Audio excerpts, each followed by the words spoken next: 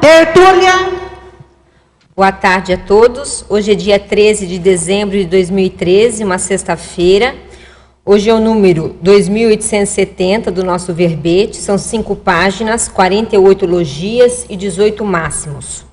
O tema de hoje é consim claro e audiente. A especialidade é perfilologia. E quem redigiu o verbete foi a nossa verbetógrafa e veterana Lilian Zolê, que hoje está muito bem acompanhado aí do Everaldo. Tá? A Lilian é fisioterapeuta, é voluntária da Conscienciologia desde o ano 2000, docente desde 2004 e organizadora do livro Acoplamentário Primeira Década. Definologia. A consim clareaudiente é a pessoa, homem ou mulher, parapsíquica, desenvolta com a para-audição e capaz de vivenciar o fenômeno da clareaudiência no cotidiano. O holopensene pessoal da clareaudiência. O perfil parapsíquico evidenciando os talentos parafenomenológicos da consciência. A pesquisa parafenomenológica. A habilidade da consim saber escutar, auscultar, e para escutar a si e a outrem. As impressões sonoras não físicas. A soltura do holochakra promovendo a abertura da para-audição. A importância da consciência sensitiva saber distinguir o padrão da energia das informações oriundas da multidimensionalidade. A clara audiência desenvolvida na TENEPS. Aqui na argumentologia, a gente chama atenção para o item caracterologia. Na acabativa, nós destacamos agudização do autoparapsiquismo, autolucidez parapsíquica, interrelação fenomênica, labilidade parapsíquica, subjetividade objetiva parapsíquica. As ocorrências da clareaudiência apontam a abertura para a perceptiva da consim lúcida perante a interassistência, favorecendo a interação entre as consciências intra- e extrafísicas. Você considera-se consim clareaudiente? Quais proveitos vem obtendo com esse trafor parapsíquico? Na bibliografia específica, nós temos aí 7 itens. Na mega-análise do professor João Paulo, nós temos 20 itens.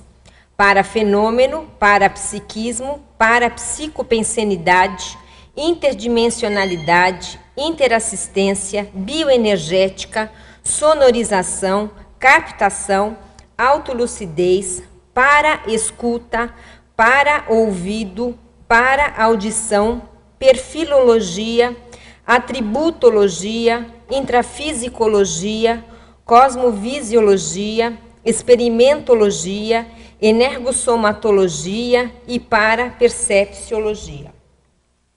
Antes de começarmos aqui com a professora Lília, nós queríamos lembrar que amanhã nós vamos ter o lançamento desse livro aqui, Proatividade Evolutiva, que é do médico e consciencioterapeuta César Machado. É praticamente, gente, um mini tratado sobre o tema. O livro está muito bom. E o lançamento vai ser amanhã, no Círculo Mental Somático, às 10h30. Também gostaríamos de chamar a atenção para um curso que vai ocorrer aqui em janeiro, que é o Campo Conscienciográfico, dos dias 10 a 12 de janeiro, com o EPICOM, o autor Moacir Gonçalves. É um curso que vai trabalhar campos energéticos e campos de escrita, para ajudar as pessoas a desenvolver o seu livro. Tá? Então, quem tiver interesse, entre em contato aqui conosco, ou no CAEC ou pela Uniescom. É do dia 10 a 12 de janeiro. Lília, então, para começar aí o nosso debate, a gente queria saber por que você escolheu essa temática aí como um verbete. Eu já venho escrevendo, escrevi a questão da perfilologia, mais especificamente dentro do parapsiquismo, então já eu acho que é o 5º ou 6º verbete que eu venho nessa linha, e o objetivo é falar um pouco mais, fomentar mais a pesquisa dentro do parapsiquismo, principalmente trazendo aqui as experiências do laboratório acoplamentário e também de outros cursos de campo. Então, é para as pessoas entenderem mais, e até mesmo eu entender um pouco mais, né? Que com isso a gente acaba pesquisando linhas de conhecimentos do passado, do presente, né? Da própria conscienciologia, para a gente ver o que mais pode ser aprimorado dentro desse aspecto, né, do autoparapsiquismo. Na verdade, aumentar a nossa erudição parapsíquica. Perfeito. Não é isso? Não ficar Essencial. só na fenomenologia, mas a gente ter a contrapartida teórica que vai ajudar na prática da experiência em si. Então, uma pergunta aqui, Lilian, na Estrangeirismologia, página 1, segunda linha. Quais são os indícios, especialmente em relação à para-audição, de que uma consciência clara e audiente tenha um para-microchip potencializando as para-percepções? Eu vejo assim que não tem, no momento, dados muito específicos para dizer que se essa pessoa tem essa paratecnologia referente a esse fenômeno, né?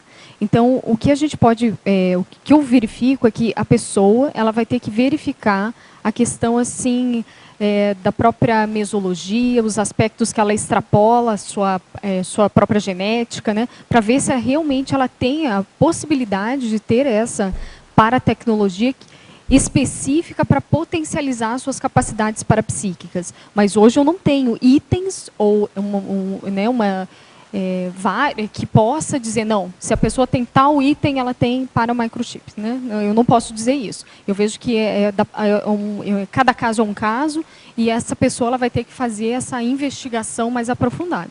Provavelmente aquele que a gente chama de diagnóstico de diferenciação, né? O que você estava falando agora, o que ela difere da média. O que ela extrapola, né? Da sua própria genética, né? Da mesologia e assim por diante. Né? Na Fatologia, página 1, sétima e oitava linhas. Poderia nos falar mais sobre a primeira comissão científica para analisar os parafenômenos, organizada pelo diplomata e pesquisador russo Alexandre Azakov durante o século XIX? Então, esse pesquisador, né, diplomata, erudito, né, ele começou a estudar essas questões da espiritualidade e ele fez a primeira comissão técnica investigativa dos parafenômenos. O que vinha a ser isso? Né? Então, ele reuniu vários pesquisadores da época, chamou médiums famosas, inglesas e francesas. Dentre elas, tinha a Elisabeth Desperance, Eusapia Palladino, entre outras. E esses cientistas que ele chamava, eles eram materialistas, e também ele chamava aqueles pesquisadores, né, PhDs, digamos assim, que também tinham uma abertura para a questão desses parafenômenos. Então, essa primeira comissão, ele reuniu todas essas personalidades para tentar chegar a um ponto comum do que acontecia com essas sensitivas, no caso. Né? Essa primeira comissão gerou muita polêmica, porque como ele chamou esses PhDs, os materialistas, óbvio que eles tinham um parecer já a priorista, negativista perante esses fenômenos. Né? Mas, mesmo assim, ele quis fazer isso, reunir esse público. E, com isso, tanto esse cientista PhDs, que eu não lembro todos os nomes, né? Mas um principal era o von Haltermann, eu acho que fala assim, né? Então, ele literalmente meteu pau nos fenômenos, né? E ele, por sua vez, escreveu um livro que ficou muito famoso, né? Que era o Animismo e Espiritismo, de acordo com essa primeira comissão. E foi interessante que, quando se fala primeira comissão, é a primeira comissão técnica científica dos fenômenos parapsíquicos, que antes eram feitas reuniões informais para ver alguns fenômenos. E ele teve essa ideia, né? De não, vamos tornar isso mais com uma metodologia, vamos colocar em público o que a gente vê escondido, né? Que era, até um certo ponto, era escondido algumas desses fenômenos parapsíquicos. Né? Então, seria nesse sentido. E aí começou a vir essa questão das médiuns e das próprias pesquisas, né, que eles faziam, que tinha toda uma metodologia, né, para essas médiuns, para ver se não era fraude, e assim por diante. É aquela tentativa de colocar o parapsiquismo dentro da ciência convencional. Infelizmente. Né? Mas né? é uma a gente tentativa. Foi uma das primeiras tentativas, né, de fazer isso. Muito bom. Na Fatologia, página 2, primeira linha. Como incrementar a habilidade da consciência saber escutar ao escutar e para escutar a si e a outrem? Eu vejo que depende do perfil da pessoa. Perfil e temperamento. Então, existem pessoas que elas têm maior facilidade dela escutar a si e os outros. Eu vejo que a primeira habilidade é escutar a si. Então, esse já é de um temperamento mais reflexivo. Então, essa pessoa que ela escuta a si, a tendência dela é saber escutar as pessoas, as outras, né, pessoas, demais pessoas. Parapsiquicamente, o que é escutar a si? Primeiro, quando eu estou falando escutar a si, não é parapsiquicamente, é psiquicamente. Tá? Então, ali eu coloquei um termo da psicologia. É aquele método reflexivo da pessoa ponderar, refletir antes de falar e assim por diante. Porém, se a gente for pegar as bases daí da paragenética, da holossomática, a gente pode extrapolar esse conceito e ver que esse escutar a si também tem o para escutar. Então, essa pessoa reflexiva, além dela ver os próprios pensamentos, as emoções, seu comportamento, ela também, dependendo do grau de sensibilidade que ela venha possuir, ela também faz isso nos aspectos do parapsiquismo. Então, ela acaba se auscultando no sentido como estão as minhas energias. Ela faz uma leitura do ambiente antes de manifestar algo ou de falar algo sobre o seu próprio parapsiquismo, ou fazer uma análise, uma abordagem com o viés das energias. Então, é nesse sentido. Então, a primeira coisa eu vejo que vai da pessoa, da característica dessa pessoa. Então, entra dentro do perfil. Por isso que o título, né, está dentro da temática perfilologia. Agora, uma pessoa que ela é mais exacerbada, extrovertida, que ela não tenha tanto essa questão de reflexão, ela pode vir a desenvolver esses aspectos? Sim.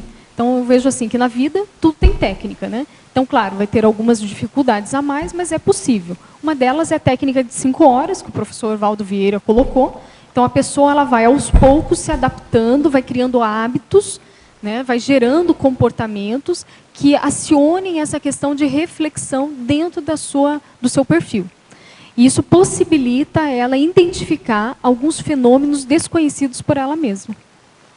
Outro aspecto que eu vejo assim é que esse perfil psicológico, eu vejo que ele reflete o para-perfil da pessoa.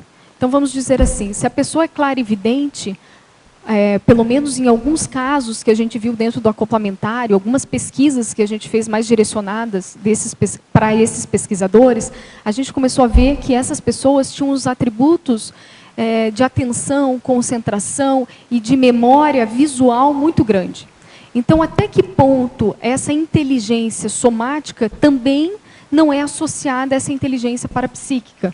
Então, aqui a gente coloca na clareaudiência, né, que é o escutar além dos sons físicos, né, essa pessoa que também ela é mais atenta, tem mais acuidade, né, com esse ambiente. Será que isso é possível? Então, aí é para a gente começar a refletir qual que pode ser o sinergismo ou interação desse talento somático com o talento parapsíquico.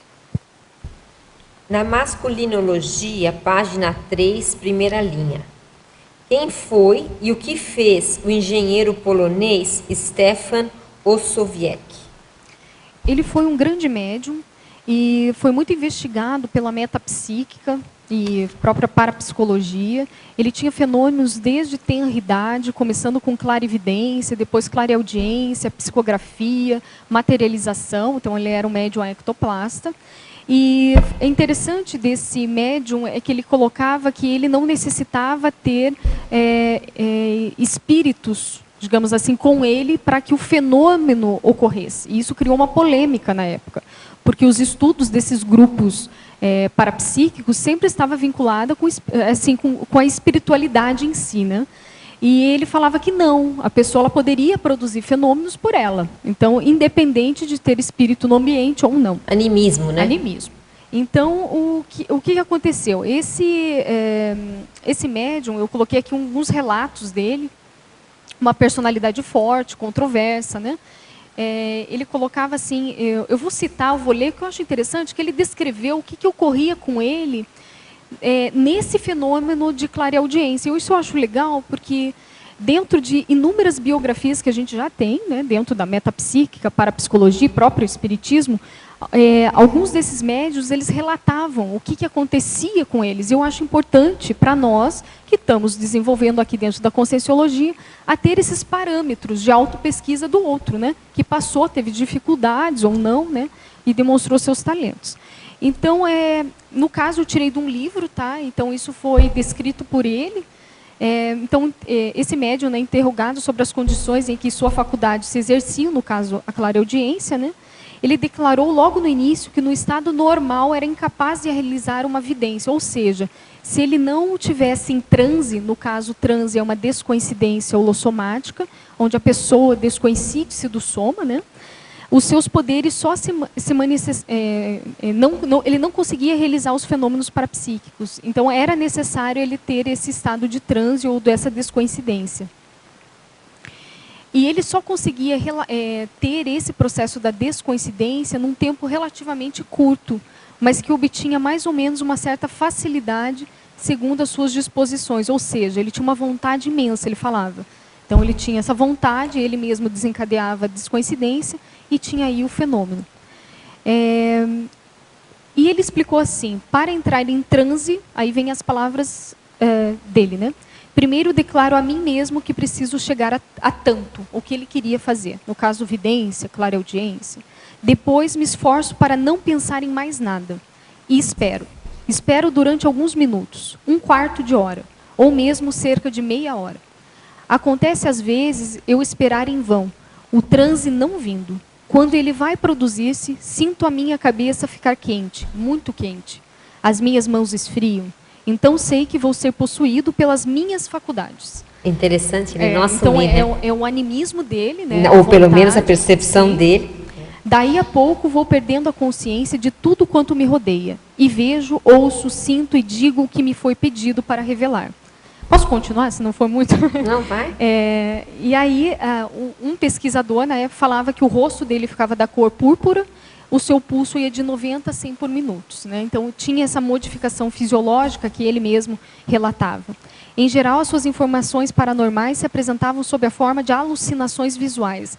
Lembrando aqui, gente, que na metapsíquica, né, eles utilizavam esse termo, mas não era uma alucinação da psiquiatria. Eles queriam dizer a clarividência, né?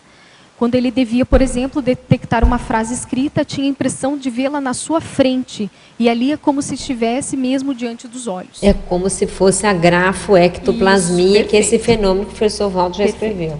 Às vezes, a alucinação era auditiva, no caso, clareaudiência.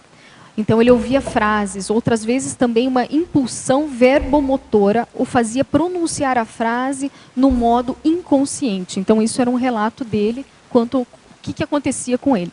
Esse médium foi interessante, fizeram várias pesquisas com ele para ele descobrir. Tem um relato que, como ele era engenheiro, na época ele falava que as provas, eles utilizavam cartões e a resposta estava dentro desse cartão. Então, era como se fosse um envelope, o professor fazia cálculos matemáticos e ele dizia, ó, a resposta está aqui, nesse envelope. E ele falou que fixava no envelope e ele conseguia ver a resposta, antes mesmo de fazer os cálculos. Ora, ele utilizava os seus fenômenos, né? E com isso ele sempre respondia antes, né, as respostas. Então ele foi investigado muito nessas questões e teve uma série de acertos, né? Ele praticamente não errava quando ele fazia esse fenômeno de clarividência e ele também relatava que muitas vezes ele escutava, né, a resposta em si. Quer dizer, que ele era clareaudiente, clarividente, mais alguma coisa. É interessante, Mabel, ele era ectoplasta. Tudo, né? É interessante que os fenômenos, eu vejo assim, né, eles são divididos simplesmente de maneira didática. Didática, claro. Então, se a gente for procurar bases da clareaudiência nesses livros, vocês vão ver muito associado com clarividência. Aí vocês perguntam, mas como assim? Clarividência e clareaudiência? Sim. Grandes pesquisas aí já feitas na parapsicologia e dentre outras, e até mesmo aqui na Conscienciologia, dentro do acoplamentário, Ectolab, né, que fazem, a gente vê a questão do trabalho intenso do corono chakra. e tem uma descoincidência maior desse sensitivo, desse parapsíquico, e ele acaba tendo essas sensações somáticas, os 5 sentidos, principalmente a visão e a audição, muito mais exacerbada ao seu nível comum. Então, as principais sensações que nós temos no corpo, digamos assim, os sentidos principais seriam a visão e a audição, até para preservação, né? Nossa, como se fosse, né, para você ficar mais atento. E como elas são as principais, elas acabam sendo mais exacerbadas e são conjuntas normalmente. Então, normalmente o clarividente tem algum nível de clareaudiência. E é a base da pangrafia. E é a base da pangrafia, é isso mesmo. Na fatologia, página 1, da 7ª à 12ª linha, estão citados uma série de estudiosos do parapsiquismo. Pode nos falar um pouco mais sobre o item que conta na 8ª linha, as 52 obras publicadas pelo filósofo italiano Ernesto Bosano? Sim. O Ernesto Bosano, então, ele foi um grande pesquisador, e juntamente com Richer, né, ele escreveu aí como eu coloquei no verbete, mais de 52 livros, né? E ele fundou um círculo científico chamado Minerva, que era de 1891 a 1906. Então, esse círculo científico era para estudar os fenômenos parapsíquicos de uma maneira mais formal. Então, ele chamava os médiuns, mesma coisa lá que o russo que a gente viu, com o Alexandre, né? Azakov, né? Porém, o Ernesto Bosano fazia a mesma coisa, chamava os grandes médiuns, dentre elas Eusápia Paladino, estudou ela por 3 anos consecutivos, e dentro desses estudos práticos, ele escreveu essas obras dele. E ele foi um dos poucos que classificou os fenômenos, os fatos parapsíquicos em 1200. Então, ele tinha um catálogo, como se fosse hoje para nós, da Conscienciologia, um cosmograma. Um, né? Quadro sinóptico. Um quadro sinóptico. Só que ele viu esses 1200 fenômenos. Ele vivenciou, ele fez a pesquisa, né? Então, isso foi muito interessante. Em todo o mundo, esses casos, né? Os livros dele aqui têm desde os casos de identificação espírita, fenômenos de bilocação, fenômenos premonitórios, né? E dentre outros. Então, o que eu destaco dele é essa questão prática dele fazer a pesquisa e ele saber da importância da publicação dessas pesquisas para vir a público, né? Assim, de uma maneira, ele queria colocar um tom científico nisso, para que fosse aceito pela ciência convencional. Hoje nós sabemos que a parapsicologia, a metapsíquica anterior a ela, eles queriam tanto comprovar o fenômeno que acabaram não conseguindo, porque é impossível você pegar o fenômeno subjetivo e colocar no modelo cartesiano, né, materialista, que por si só já é antagônico a questões da própria energia e da própria espiritualidade e assim por diante. E outro aspecto que eles investigavam o outro e queriam comprovar no sensitivo. E é interessante que a metapsíquica ela era mais qualitativa, então ela queria reproduzir inúmeros fenômenos, porque ela queria apenas comprovar, né, nesse sentido. Então, eles queriam a quantidade de fenômenos parapsíquicos relatados, mensurados. A parapsicologia ela queria já mais um aspecto quantitativo. Então, eles começaram a compilar, fazer estatística. E para quê? Para comprovar, para dizer, olha, não, existe 1200 casos, todos parecidos. Mas só isso não adiantava para a ciência convencional vigente, né? Que até hoje é assim. Então, hoje a gente vê o pulo do gato da Conscienciologia, que ela pegou o objeto de pesquisa que estava externo, ela colocou por um interno. Né? Então, no momento em que se fala assim, não, quer ver como funciona esse fenômeno, existem técnicas. Vai lá, aplica em você, vê se é possível ou não, através do seu conhecimento, das suas habilidades, vê se isso é possível, né? Pegando aí o princípio da descrença. Então, a gente muda a questão do paradigma para encarar os fenômenos parapsíquicos, né? E acaba que até a parapsicologia, de tanto usar as técnicas da ciência, se distanciou do fenômeno. Com certeza. Eles ficaram distanciando porque não tinha como. Na sinergismologia, página 2, primeira linha, favor explicar sobre o sinergismo dos fenômenos parapsíquicos. A gente comentou um pouquinho que o fenômeno parapsíquico, na verdade, ele é uma cascata. Então, às vezes ele começa, ou a pessoa percebe um fenômeno em si, num caso, da clarividência. Da clarividência, ela vai para a clareaudiência. Da clareaudiência, ela vai para uma descoincidência maior. vai para um transe parapsíquico, às vezes tem psicofonia e assim por diante. Ou seja, o que eu quero passar com isso? A gente faz uma classificação dos fenômenos simplesmente por base didática. Se a gente for estudar, eles andam todos juntos, esses fenômenos parapsíquicos. Dependendo do nível do sensitivo, ele consegue ter uma complexidade maior, devido à sua desenvoltura, seu talento, né, e assim por diante. Aquele mais jejuno, às vezes, ele só consegue ter um desses fenômenos, mas isso não quer dizer que ele não possa vir a ter esses fenômenos com o próprio desenvolvimento, com a sua própria desenvolvimento dessa habilidade parapsíquica, né? Então, esse sinergismo é nesse aspecto. Eu vejo que a Conscienciologia, ela trouxe, ela foi muito rica e é muito essencial esse sinergismo no aspecto de entender estado vibracional como chave do processo do parapsiquismo, né? Então, esse domínio das energias, então, o próprio estado vibracional, quando a pessoa ela começa a trabalhar, começa a perceber, sentir, decodificar, melhorar as suas energias, naturalmente, ela acaba associando estado vibracional, acoplamento energético, que seria o quê? Ela consegue fazer uma interfusão das energias dela com as demais pessoas, objetos, animais, de maneira lúcida, que até então era inconsciente, porque todos nós fazemos isso, né? Depois ela vai para a assimilação energética lúcida. Também sai do inconsciente e ela começa a perceber, decodificar a leitura energética dessa interfusão de uma forma mais madura, né? Levando para um aspecto mais crítico, reflexivo e de uma proatividade maior. Depois disso, ela vai crescendo. Clarividência, clareaudiência. Então, é só para notar esse sinergismo, né, que existe dos parafenômenos. Fala um pouquinho, já que você está comentando desse assunto, a questão da pessoa que tem uma especialidade, ela é expert num determinado fenômeno, e como que ela se desenvolve a partir justo desse fenômeno. O que eu vejo, Mabel, eu vou pegar aqui minha experiência que eu tenho dentro do acoplamentário. São experiências pessoais e também de amigos, colegas que eu vejo. Então, normalmente a pessoa, então, ela tem uma habilidade mais notável. Então, eu vou pegar o caso da clarividência, que ela é mais comum a todos.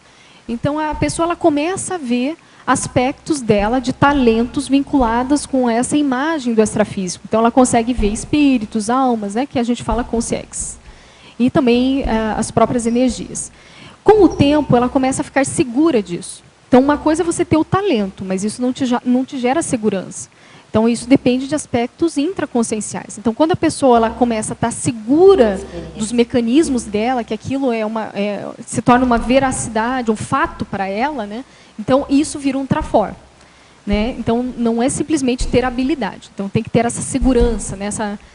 Esse aspecto. Então, uma vez ela conseguindo isso e tornando esse talento parapsíquico um trafor, ela, pela própria segurança pessoal, ela acaba se soltando mais energeticamente. Então, no momento em que ela vai lá, se solta com as energias, ela começa a ver nuances da clarividência, horas. Então, ela tinha já aquilo, mas não percebia. Então, da clarividência, ela vê, olha, escutei um som, clareaudiência. Tive um insight, eu percebi o que o meu coadjuntor, ou assistido, ou o professor estava pensando, comentei com ele, era isso o fato. Então, é uma telepatia. Né?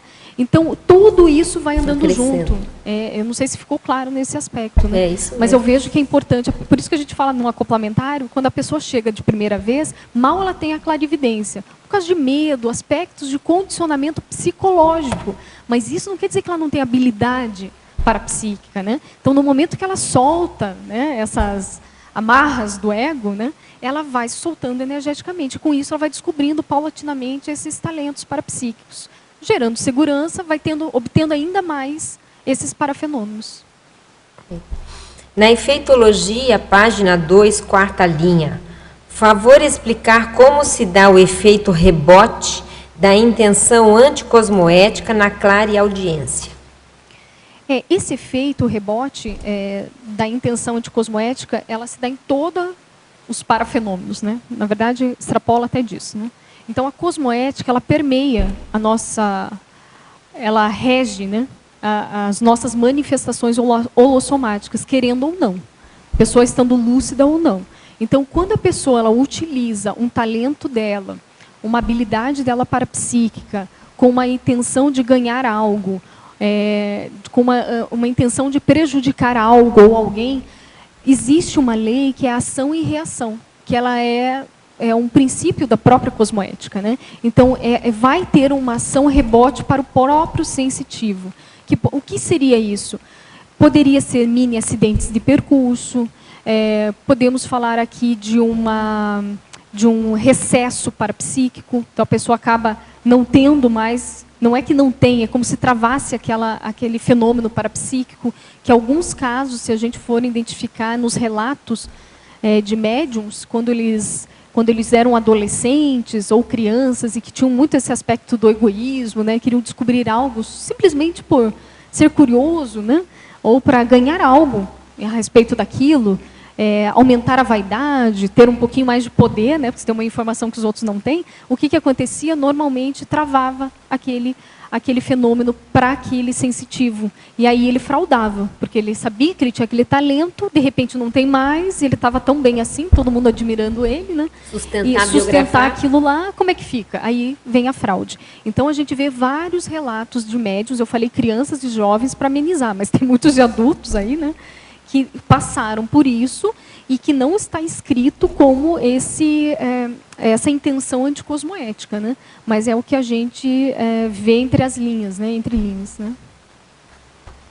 Professora Lilian, penso que o desenvolvimento da clareaudiência traz a vivência multidimensional muito séria, porque saímos do mundo do faz de conta e interagimos diretamente com o extrafísico, aqui no caso. Por favor, pode comentar sobre isso? O parapsiquismo, ele abre as cortinas, digamos assim, né, de um cenário muito maior. Então, é isso que acontece. Então, agora, vai depender da maturidade desse parapsíquico, porque ele pode tornar a multidimensionalidade como conto de fada também. Então, a gente vê médiuns emocionais, né, que tudo tem um tom muito exagerado, dramático, dentro das próprias ou infantilizados, né? E também tem aqueles arrogantes que não deixam de ser infantil, né? Que colocam a sua vaidade, querem um poder, né? Dessa informação que poucos têm, né? Que poucos não têm esse desenvolvimento para ter, né? Então, eu vejo assim que vai muito das questões psicológicas intraconscienciais da própria pessoa. E aí vem a questão do estudo da própria cosmoética, né? Então, se a pessoa ela não estuda esses princípios que regem a sua performance aqui no intrafísico e na multidimensionalidade, é muito difícil ela trabalhar com o parapsiquismo de uma maneira assertiva e madura. E, acima de tudo, interassistencial. Então, normalmente, ela não vai se dar bem. Ou ela fica lábil com ela, então, ou seja, ela cria uma doença por não conseguir aguentar os próprios parafenômenos, ou seja, ela não aguenta se ver, na verdade. Não é ver o outro ou ver ao além do aqui, né, que é a multidimensionalidade, é se enxergar a si. Porque o parapsíquico é uma lupa. O mesmo tanto que eu enxergo além de mim, eu enxergo dentro de mim. Eu sempre falo isso. Fala um pouco mais disso para poder aprofundar. No sentido de, estou falando aqui aspectos que eu vejo, um clarividente. Quando você começa a enxergar consciências, aura, né, que é o externo, né, esse macrocosmos, faz de conta. Não é tão macro assim, né, mas vê assim, o além. Né, ao mesmo tempo que você ausculta a realidade do outro, é incrível, mas a próprio sensitivo ele acaba se escutando. Então ele vê lacunas dele que ele não via, que batem com aquilo que ele está vendo. Então, ele começa a auscultar ele mesmo. Então, é uma visão macro e micro, e assim vai. Se o sensitivo não tem assim, profundidade na autopesquisa, ou para ele ver esse detalhe, essa sutileza do parafenômeno, o que acontece? Ele acaba só vendo o externo e ele não consegue ver as lacunas dele. Então, ele faz o quê? Aquela informação que vem do outro, ele não consegue trabalhar e fica lábil.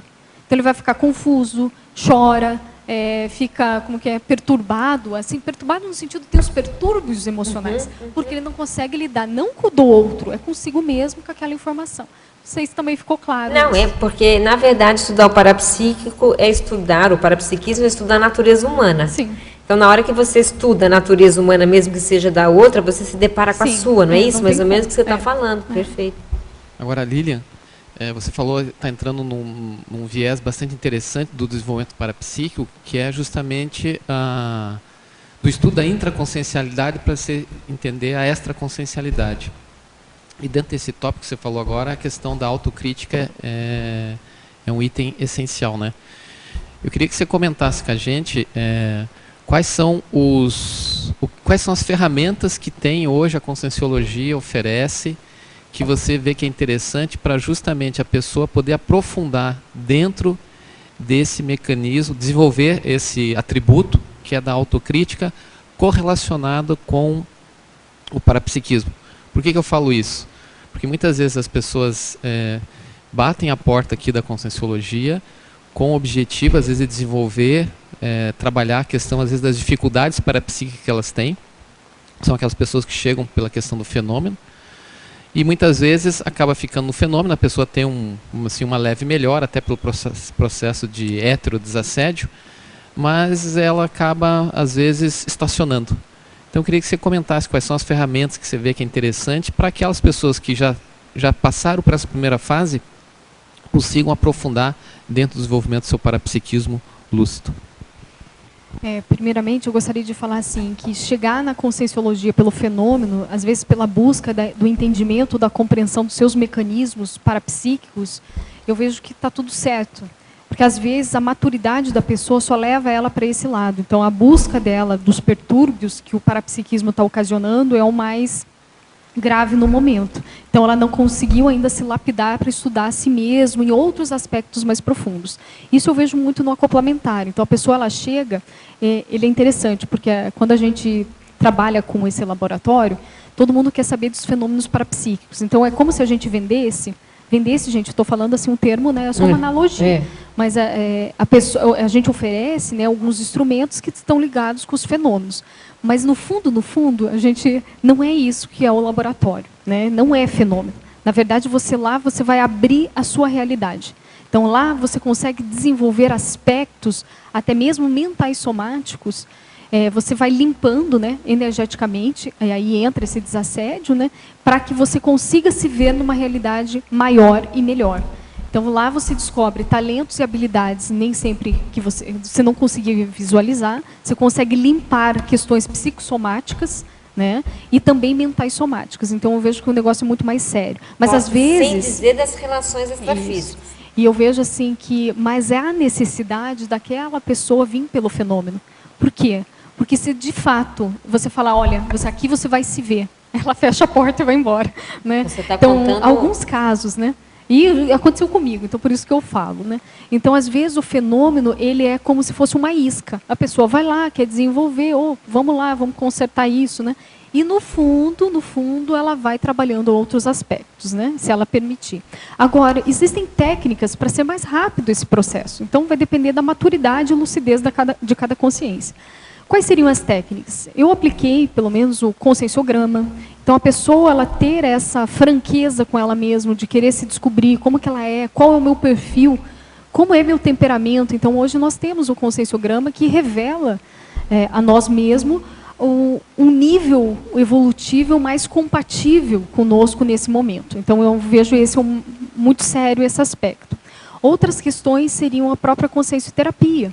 Então, técnicas de checagem holossomática, onde a pessoa ela vai ter o hábito de criar, né, vai ter uma rotina para ela, de verificar como estão as suas condições somáticas, corporais, psicossomáticas, emocionais, mentais somáticas, que é do seu pensene, da sua intenção, e a questão energética. Então, ela sempre vai estar verificando essa condição, vendo qualquer desarmonia em um desses veículos, ela vai ter outras técnicas para trabalhar.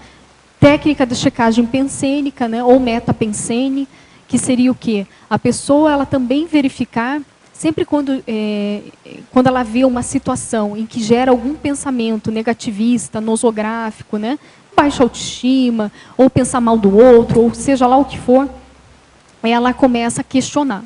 Por que eu estou pensando isso? Qual é a situação? Então, essa pergunta, que a gente fala, uma reflexão socrática, ela freia o emocional. E a pessoa começa a pensar melhor ou com um raciocínio, né? Com uma lógica maior. Então, ela começa a ver onde que eu tenho esses pensamentos disfuncionais, em qual situação, que emoção que me leva a isso, e ela vai corrigindo, né? Ela vai refocalizando o problema para algo mais saudável. Então, eu vejo assim que alguns aspectos seriam esses. Outro, trabalhar a questão, eu vejo assim, holociclo e holoteca ajudam muito. Então, qualquer trabalho mental somática vai auxiliar a pessoa. Tá? Então, porque acaba desbloqueando tanto os chakras encefálicos, a pessoa desenvolve um pensamento mais retilíneo, ela vai acabar entendendo o parapsiquismo dela com outro viés, que não é o emocional. Então, ela sai do parapsiquismo instintual emocional para um parapsiquismo mais intelectual. Então, ela acaba desenvolvendo dialética energética, domínio do estado vibracional. Então, vai desencadear aí toda uma cascata mais homeostática para ela. Isso, estão comentando aqui, né, docência, itinerância, né? Então, seriam aí alguns hábitos para, no caso da docência, é para ela ficar mais no front da batalha, né? Então, no sentido de ela passar conhecimentos, né, tarefa do esclarecimento, e para isso ela vai ter que dominar a energia, trabalhar a energia, vai ter que fazer assimilação, acoplamento, clarividência. Há necessidade disso para ela atingir o público-alvo dela, ela entender aquele público não só de uma maneira física, mas também energética, multidimensional, né? E com isso a pessoa vai crescendo. Na parafatologia, página 2, último item, poderia comentar sobre a qualificação ininterrupta e inevitável da intraconsciencialidade proporcionada pelos fenômenos parapsíquicos? A minha questão é sobre a ponderação de que, pela clareaudiência, vamos ouvir não só os amparadores, mas também os assediadores, aos quais certamente se interessarão em se comunicar conosco. Na verdade, qualquer fenômeno a gente pode regular o nosso canal sensitivo, tanto para amparador como para assediador ou guia cego, né? Agora, o mais importante é o desenvolvimento da autocrítica para isso. Porque o assediador pode te passar uma mensagem linda, né? E você achar confortante, né? E aí, como é que fica? Como é que você vai ver ou verificar que aquele conteúdo da informação está mais vinculado a assédio ou amparo? Primeira coisa, eu vejo que é através da autopesquisa. Você tem que saber, nós temos que saber, né, os padrões de energia, diferenciar. E os primeiros padrões que temos que decodificar são os nossos. Então, quando que nós estamos assediados, quando que nós não estamos assediados, né? Então, tem que saber decodificar isso, né? E toda informação que vem para o parapsíquico, não aceitar de pronto, né? Fazer questionamentos. Para que essa informação? Para quem? Né? O que eu tenho? O que eu posso extrair dessa informação? Outra coisa, registrar, anotar muito. Então, a gente tem que trabalhar muitos aspectos da reflexão, ponderação, para chegar na autocrítica, né? Porque a maioria dos sensitivos vem a informação, pouco se elabora a respeito disso e eles já falam. Então, eu vejo assim que a principal capacidade do parapsíquico é a comunicação, que é muito boa, mas tem que ter ponderação. Senão, como é que fica isso, né? Então, eu vejo assim que essa qualificação ininterrupta, ela é inevitável. Por quê? O jejuno aprende errando, né? Nesse sentido. Com esses erros, a gente vai aprender acertando, com os acertos, né? Os acertos só vêm dos erros, né? E a gente acaba vendo que é muito importante essa questão da introspecção dentro do parafenômeno, né? E eu acho que é mais ou menos por aí. E na questão da clareaudiente, então, o escutar, então, não é só o escutar a informação que veio, é você decodificar o padrão de energia que está junto, se aquilo é mais do assistido, do assistente, se tem a ver com você, com o grupo. Então, ele é muito subjetivo. E isso se dá em todos os fenômenos. E, para isso, a gente tem que desenvolver essa erudição parapsíquica, né? Comentada, que vem de trabalhos mentais somáticos, né? Que a gente tem que desenvolver cada vez mais, né? Agora, Lília, você já estudou isso e vem a casar aqui com o seu tema. Quais seriam as sugestões, as técnicas ou a melhor maneira de se tratar uma criança clareaudiente? Eu vejo, dentro da dinâmica parapsíquica que nós fazíamos aqui no CAEC com crianças e adolescentes, a primeira coisa, se diz de orientação, né, Mabel? Orientação de pais, orientação dos ou pais. educadores, né?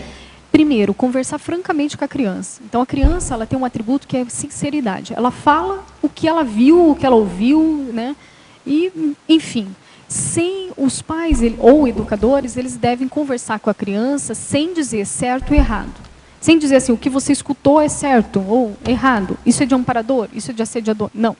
Então, primeira coisa, escutar, perguntar, fazer perguntas para a criança, para que ela mesma compreenda o que acontece com ela. Que é essa reflexão socrática que eu trouxe. Então, você não vai dar resposta para a criança.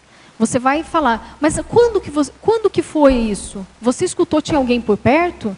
Isso você está acionando a crítica da criança. Por mais que você saiba que seja clareaudiência, ou imaginação, imaginação, né? Não precisa falar para a criança assim, isso é imaginação, uma alucinação auditiva. Eu já vi isso.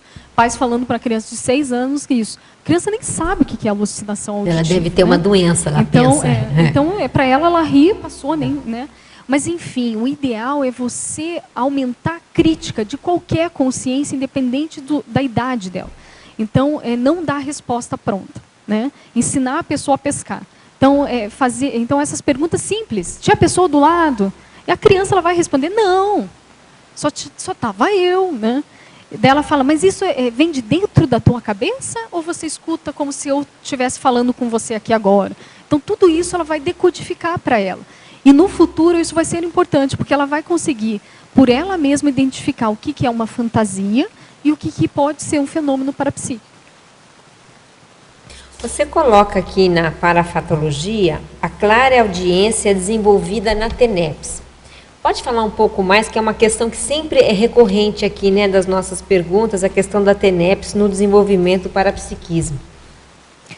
Eu vejo assim, eu coloquei por uma autovivência. Então, na TENEPS, como a pessoa está mais predisposta, né, mais disponível energeticamente e assistencialmente, então ocorre uma descoincidência maior do próprio holossoma, né, desse tenepsista. E com isso vai vindo alguns fenômenos. Os fenômenos que pelo menos eu verifico mais dentro do meu processo de TENEPS é a clarividência, devido à minha própria habilidade, e também a clareaudiência. Então, já desde o início da TENEPS, eu conseguia, quando eu entrava numa descoincidência maior, é como se eu escutasse várias pessoas, burburinhos, né, de pessoas. Às vezes eu consigo identificar tom de voz, que é o timbre, homem ou mulher ou criança, se é um animal, então será grave, agudo. Às vezes dá para vir frases inteiras que você decodifica a conversa em si, outros não, parece que é muito longe essa conversa. É como se você estivesse embaixo d'água, sabe? Você escuta, sabe aquele barulho que está acima da piscina? Então você escuta Perfeito, isso. Eu acho que tem vários tenepsistas que tiveram isso, né? Tem isso, né? Então eu vejo que isso é muito dessa questão da disponibilidade íntima assistencial, de você se doar ali, né? Você não tem medo, receio. Então o tenepsista por si só ele já está mais veterano, pelo fato dele decidir por uma técnica avançada, né, diária. Então isso já predispõe. A própria descoincidência maior acaba gerando esses fenômenos. Mas o que eu vejo que acontece mais comigo é a clarividência e clareaudiência. E a própria projeção, né? Então, depois disso, se você descoincide mais, acaba tendo aí uma projeção. A projeção, para mim, é um pouco mais rara. Eu não tenho tanto, infelizmente. Lilian, sim. Você pode, na sindromologia, falar um pouco mais sobre a síndrome do oráculo e como evitar essa síndrome? A síndrome do oráculo é daquele sensitivo, homem ou mulher, que tem uma habilidade parapsíquica e acaba utilizando isso para dar conselhos. Então, pelo próprio processo íntimo dele, de vaidade, as questões de prestígio, poder, né? Então, ele gera uma manipulação de uma informação que ele acha que o outro não tem, para gerar um olhar especial a ele. É como se fosse um deus, né? Um semideus, né? Então, a pessoa acaba ficando assim. O que eu vejo nisso? É muito comum dentro dos médiums, né, e sensitivos atuais, do passado e assim por diante. E o que a gente pode fazer para não fazer isso? Eu vejo que é muita autopesquisa. Eu vejo assim que nunca, o que eu coloco como um princípio para mim, tá? Eu vejo assim, por mais que eu tenha habilidade X para psíquica, eu não me acho tal. Então, eu sempre vou estar mais como discente do que docente. Não sei se você me entende. E eu acho essa postura ideal para a pessoa começar a ter mais feedbacks de igual para igual, se permitir que os outros falem dela e você também fale do outro, porque tem aspectos que eu não vejo dentro do meu temperamento. E se eu ficar numa arrogância tal, eu não vou enxergar de vez, né? Se eu me achar, não, realmente, eu sou a clarividente, né? Aí eu acabo menosprezando aspectos da assistência e que só vai ficar pior para mim mesma, né? Então eu acabo fechando um círculo, né, de elitismo, digamos, que hoje eu vejo, e não é bom isso, que vai dar na cabeça, ou nessa vida ou na outra. Então é melhor a gente apurar os passos, né? Eu estudei muito essa questão do síndrome do oráculo, estudando pitonisas. Tem até um verbete sobre isso, né? As pitonisas, até um certo ponto, tinham a sensibilidade, realmente, porém, elas geravam conselhos que não geravam críticas na pessoa. E muitas vezes elas levavam grupos, líderes, a fazerem guerras, traçar guerras, por uma elaboração parapsíquica errônea. Então ela fez lá, gerou, ela tinha um poder na época, né, de uma deusa ou algo nesse sentido, e ela gerava inúmeros conflitos ou não, de acordo com esse poder que ela tinha nas mãos, né? E normalmente quem tem essa síndrome, ela não consegue desenvolver talentos parapsíquicos nas outras pessoas. Ela quer restringir isso.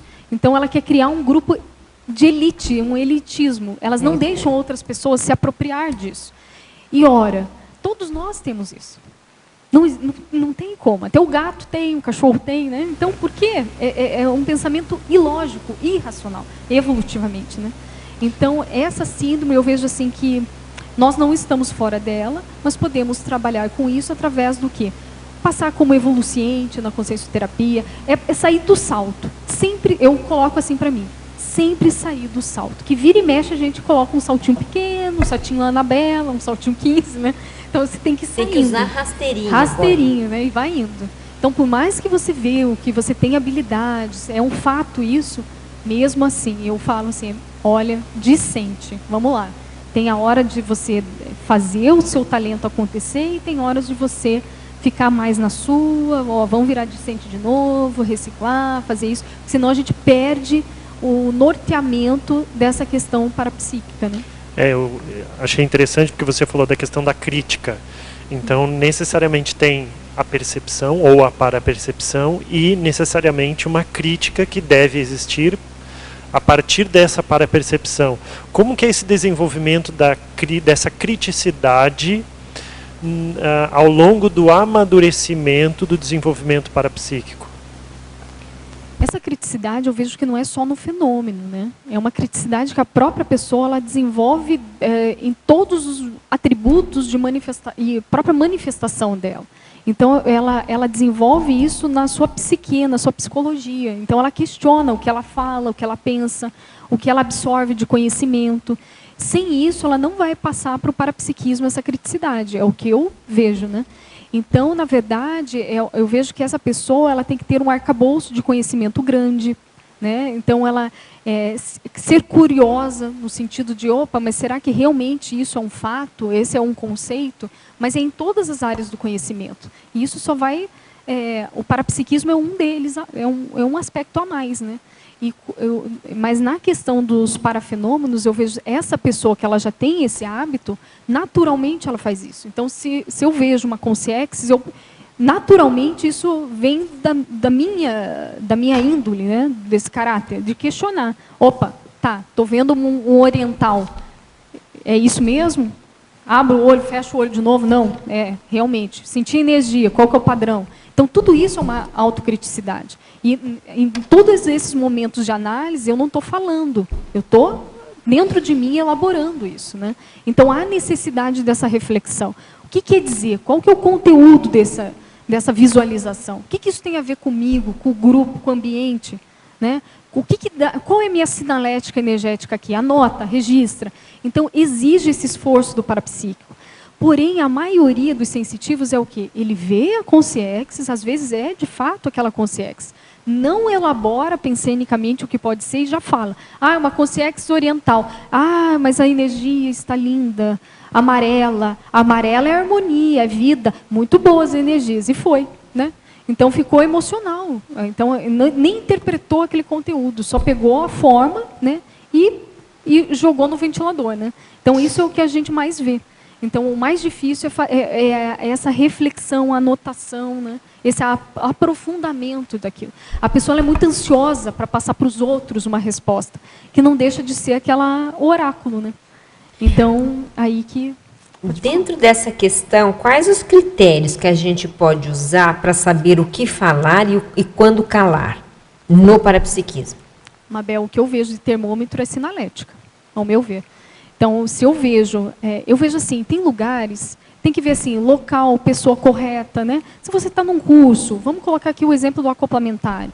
Eu não me restringo dentro do acoplamentário. Lá é para abrir, para aprender, né? Então a pessoa também ela tem que ver as condições do ambiente. Aquele ambiente é para estudo. Aquilo né? é diferente, né? Aquilo é diferente. Então você pode viajar na maionese, todo mundo está sabendo. Errar. Você pode errar, é permitido. Parapsiquismo, gente, a gente não acerta assim, né? A gente está aprendendo ainda, né? Então ali é importante nesse sentido. Lá eu acho que vale a pena soltar mesmo o que você viu, né? Que às vezes está pouco elaborado, mas ali é para você se desreprimir. Porque também nós temos esse outro lado, da pessoa que vê, ou escuta, ou né, tem parapercepções, mas também se tranca. Porque ela, não vou falar, isso é besteira demais. Aí é o outro lado, né, o outro aspecto. Então, nesses laboratórios, é para desreprimir, a pessoa se soltar mais. Por mais que venha uma abobrinha ou algo nesse sentido. Porém, em ambientes que envolvem outras pessoas, eu não estou falando agora de cursos, né? Mas que envolvem, assim, que você sabe que vai mudar algum direcionamento de pessoas, grupos. Você sabe, às vezes você viu alguma coisa com uma determinada pessoa, né? Então, aquilo vai influenciar diretamente essas pessoas. Aí, pondera, joga energia, absorve as energias, vê qual que é a sinalética, faz perguntas, que é essa reflexão socrática. Eu pergunto, para que você vai falar? Para quem? Qual que é a tua intenção? É bom para você ou é bom para a pessoa? Então, aí entra essa autocrítica e você vê. Aí você tem que ter essa desenvoltura, né? Sinalética, essa certeza íntima. Às vezes vem banho de energia, comprobatório para a pessoa que deve ser falado ou não. Aí eu vou adiante. Mas, olhem, aí existe toda uma elaboração de você ver detalhes, sutilezas. E nem sempre você vai falar na hora para a pessoa. Às vezes é depois, minutos depois, né? Porque você precisa ferir bem essa condição. Quanto mais jejum a gente mais aferição a gente tem que ter. Quanto mais experiente o parapsíquico, claro, essas ferramentas é que nem cinturão do Batman. Ele já sabe tudo que ele tem no bolso, né? De parapsiquismo, o que usar, como usar, né? Então, para ele é muito mais fácil. Ele faz essa elaboração ou esse diagnóstico muito mais rápido do que aquele que está começando ou está mediano. Né? Então, aquele que está mediano e jejum, ele exige muito mais dele, porque ele não sabe todas as ferramentas que ele tem no cinturão. Né? Então, ele olha ali e vai, opa, vamos lá, vamos tatear para ver o que dá. Na dúvida, abstenha-se. Né? Agora, dentro dessa jejunice, o que é melhor?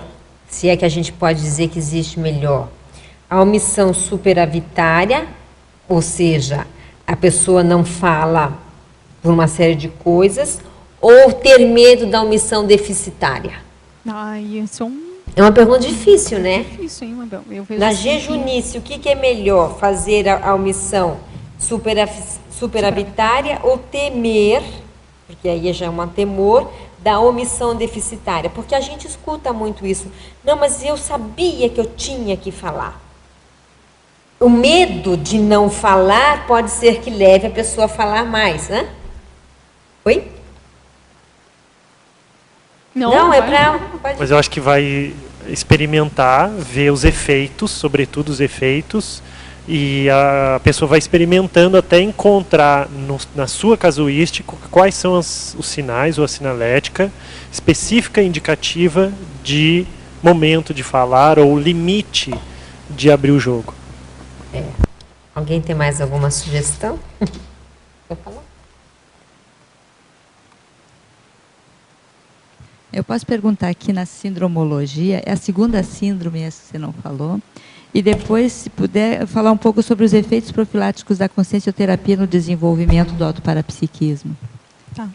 A síndrome confusional aguda, ela é mais conhecida como delírio.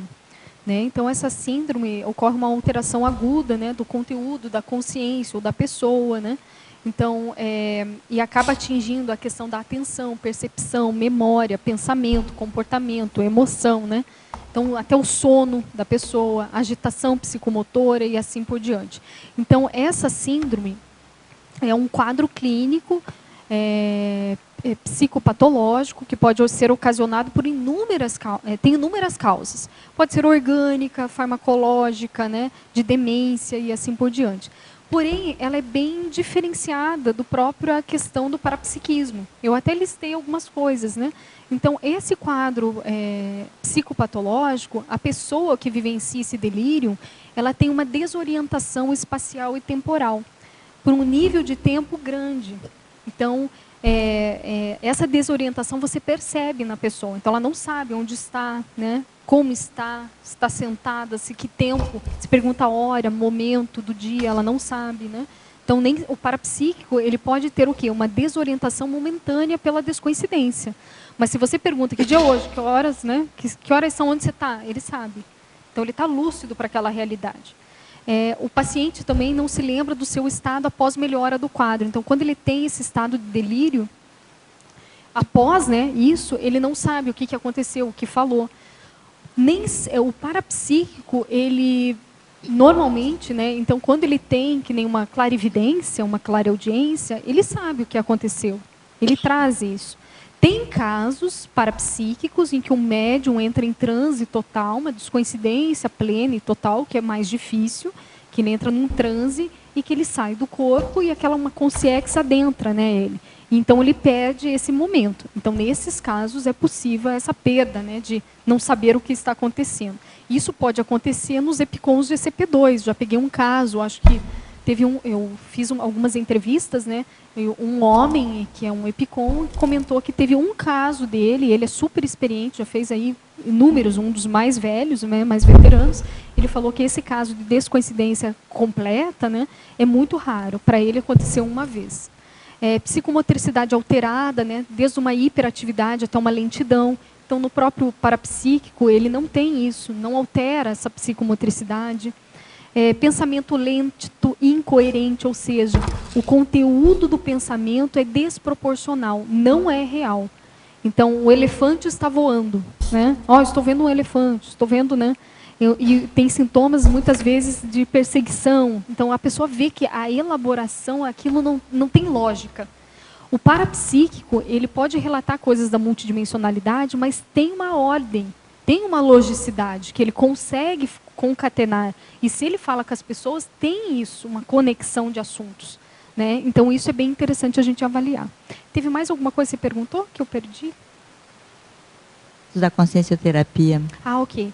Eu vejo assim que a consciencioterapia e conscienciometria são fundamentais para todo conscienciólogo que quer desenvolver mais o seu parapsiquismo. Por quê? Porque ambas as técnicas, né, eles utilizam o quê? Essa questão da autopesquisa aprofundada, que é o caso do conscienciograma. A própria consciencioterapia, com as técnicas que ela aplica, ela faz essa refutação sadia do nosso pensamento, que pode estar disfuncional, né? Ou não funcional. Mas é importante a gente ter momentos de reavaliação periódica. Por mais que você não tenha grandes crises, mas por que não fazer uma reavaliação? Eu falo assim, existe o check-up somático, não existe? Todo mundo vai lá, tira sangue para ver se está bem, né? Nem sempre você está doente. Você vai lá para ver, meu colesterol aumentou? Estou bem, pronto. Mesma coisa deve ser feito com a consciencioterapia. Então, vai lá, eu vou fazer minha checagem anual do meu pensamento. Eu fiz lá um monte de atividades anuais, mas eu quero um feedback de 2 consciencioterapeutas. Vou lá e mostro. Por que não? Vou lá e mostro. Essa é a realidade. Então, a gente ainda tem uma realidade de doença. Eu acho, né? Estou com um consciencioterapeuta meu aqui do lado. Mas eu vejo assim, ainda tem um conceito doente nosso. Só vou quando eu estiver em crise. Quando eu não conseguir ver mais nada de solução, né? Quando eu estiver pessimista. Eu vejo ao contrário. A gente tem que, quanto mais saudável, mais diagnóstico a pessoa quer ter. Isso é saúde, né? Então, eu vejo, é a mesma coisa o conscienciograma. Fazer o conscienciograma, quando você está em crise, suas notas vão para baixo. Vão para baixo. Né? Então, não é isso. Você tem que, quando você está em equilíbrio, traz maturidade. É aí que você deve buscar mais essas técnicas, né? Não sei se ficou claro também. Ficou claro, e sim, para o parapsíquico, eu vejo que é ideal, porque todos nós, né? Falo parapsíquicos, somos todos nós. E a gente tem uma realidade que nós não conhecemos muito bem. Né? A gente está em desenvolvimento, em aprimoramento. Então é importante um equilíbrio emocional, um equilíbrio de pensamento, o mínimo que seja. E quanto mais a gente conseguir técnicas para se manter mais em harmonia, melhor vai ser a nossa performance parapsíquica. Né? A gente vai conseguir ajudar mais com o que a gente tem. Né? Obrigada. Lília, por favor, você pode desenvolver na página 3 o seu paradoxo? É o paradoxo da concretude da parafenomenalidade sutil. Então, o parafenômeno, ele é concreto para o sensitivo, no sentido de fatos. Para ele, aquilo é uma realidade. Porém, toda a sua mensagem, todos os seus aspectos, os seus dinamismos, mecanismos, ele é sutil por si, por ser energia a base dele. Né? Então, nesse aspecto, não sei se ficou claro. Está perfeito. Está perfeito? Muito obrigada. Está perfeito. Muito obrigada. O Lilian, aqui na página 4, você coloca autopesquisologia. E você fala, diante disso, é essencial realizar a autopesquisa quanto ao perfil parapsíquico pessoal. Como é que você trabalharia ou indicaria o método de trabalho disso? Eu consegui descobrir o meu perfil através de dinâmicas parapsíquicas, cursos de bioenergias, cursos práticos, principalmente cursos mais práticos, fazendo conscienciograma e consciencioterapia. Acho que foi a base. Nossa. Não, mas você já fez tudo, né, praticamente. Estudando também psicologia para você entender um pouco mais de temperamento, que tem aí a base do conscienciograma, que eu acho fundamental a pessoa ler mais sobre psicologia para ela entender também um pouco mais do conscienciograma, que não é só psicologia. Ele é muito mais amplo, né? Mas vale a pena. O perfil, eu vejo assim, a pessoa ela tem que anotar o que acontece com ela de fenômenos parapsíquicos. A base é essa. Então, todo curso ela sai com algum registro daquele curso específico. Cursos, quando eu falo, é qualquer atividade prática que ela vivencia. E também ter um registro parapsíquico pessoal no dia a dia, que nem na tenepsia, o que acontece mais com ela. Se ela não é tenepsista, no dia a dia ela vê aura, ela escuta, né? O que ela faz? Ela faz leitura do ambiente, vem alguma ideia para ela, né? Essa intuição extrafísica, né? Mais impressiva. Então, ela tem que ter esse registro, que é uma memória de si mesma. Com isso, ela fazendo esse balanço, pode fazer balanço de 6 meses, balanço de 1 ano, né? Ela acaba descobrindo uma raiz mestre dela. Né? Então, o que ela é boa? Né? Então, no caso, eu vi aqui, clarividência me chama mais atenção, é um aspecto meu. Tem colegas que eu vi assim, que era mais parapsiquismo impressivo, mas a pessoa só descobriu isso anotando. E outra coisa, tirando dúvidas, na própria questão assim, que eu falei, consciencioterapia, muitas pessoas perguntam, mas por que consciencioterapia, parapsiquismo, como é que é isso? Tem tudo a ver, porque lá eles trabalham questões de energia. Né? E ali você acaba tendo alguns aspectos de rememoração também de vidas passadas. Então, isso é bem interessante no set consciencioterápico. Então, às vezes você está trabalhando um assunto e você começa a conectar com uma realidade sua de vidas pretéritas e que está vinculado com a sua maneira de interagir parapsicamente. Então, aí você vai agrupando esses fatos, né, para fazer o seu perfil. Okay. Tem uma pergunta aqui que é assim, Lilian.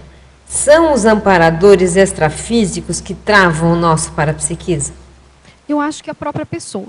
Tá? Eu vejo assim, nenhum amparador, o serenão que seja, vamos pegar já o último, assim, né? Eu acho que eles não fazem assim, uma intervenção tão grave. Claro, existem intervenções, né, encapsulamentos necessários, mas eu vejo assim um bloqueio, eu vejo que a própria pessoa faz, do que eu já vi. Eu já vi isso em crianças e adolescentes e também adultos. Normalmente está vinculado com medo da morte, medo de ver uma realidade maior, ou com aspectos da próprio emocionalismo que não são trabalhados pela pessoa. Então, ela tem recesso projetivo, recesso de interação com a multidimensionalidade, que nada mais é do que uma imaturidade na comunicação. Né? Ela não está tendo, naquele momento, essa maturidade. Então, aquilo é cessado, né? Até ela voltar. Então, isso é bem interessante. Tem uma outra pergunta que é assim: a clareaudiência pode ocorrer entre uma consim terráquea e uma outra consim de outro orbe? Ou seja, de outro? Sim. Se a gente for pensar... A interação multidimensional, gente, se a gente for pensar em...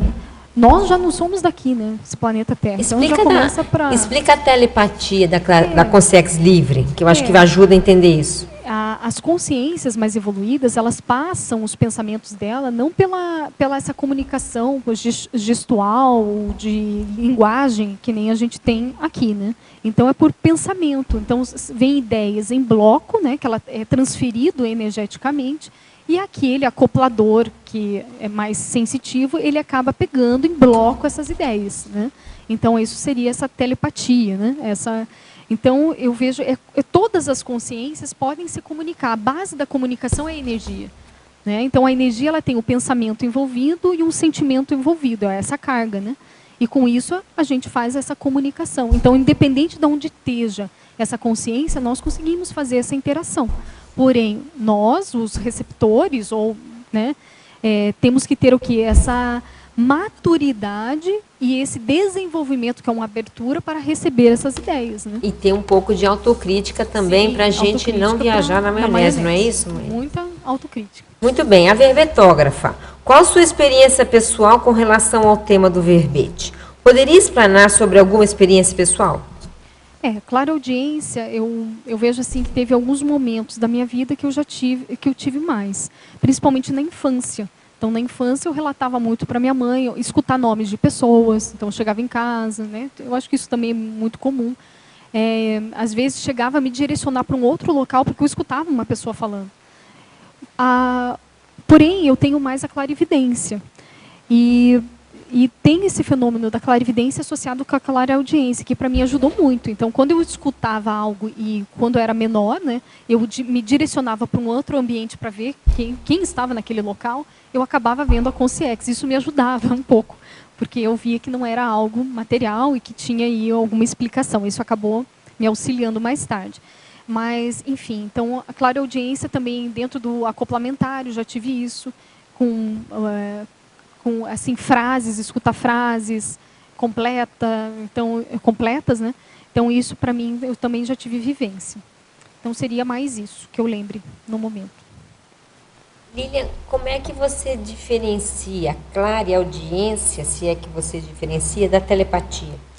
Essa pergunta é bem típica. Bem típica, né? Eu vejo assim, a clareaudiência é quando você escuta, então você vai trabalhar para a audição. Então, normalmente, o sensitivo, ele escuta a voz mesmo, como se tivesse alguém falando, só que não tem ninguém no ambiente físico. Então, ele escuta aqueles sons.